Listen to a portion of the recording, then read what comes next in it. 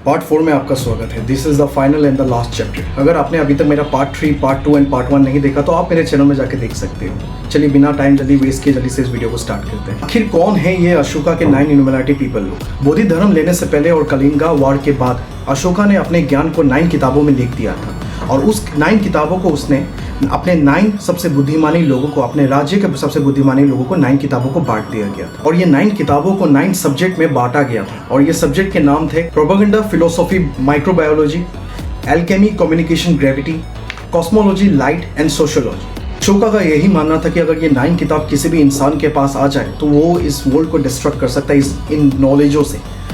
इसलिए अशोका ने क्या किया था कि ये 9 किताबों को अपने 9 के मतलब अपने राज्य के सबसे बुद्धिमान 9 लोगों के बीच में बांट दिया गया था और उसने बोला था कि ये 9 लोग जो थे वो इंडिया से 9 डायरेक्शन में अलग अलग रास्ते पे चल चुके थे। तो पॉइंट ये बनता है कि माना जाता है कि अशोका के जो एल्केमी किताब था जिसने उसने लिखा था वहाँ से ही सुधा रस और परपेटिंग का असली फॉर्मूला निकला था।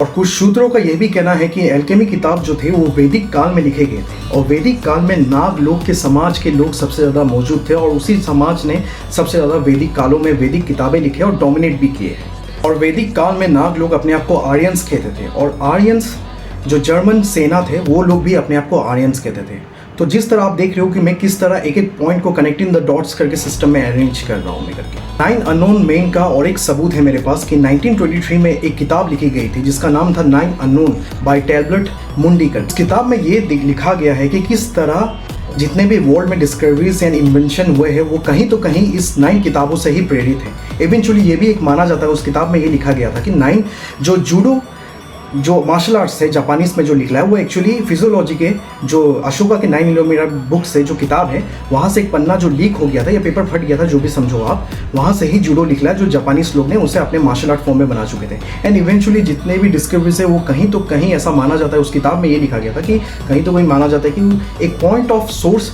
वही किताब से ही मिला है जितने भी वर्ल्ड में डिस्कवरीज एंड इन्वेंशन हुए हैं।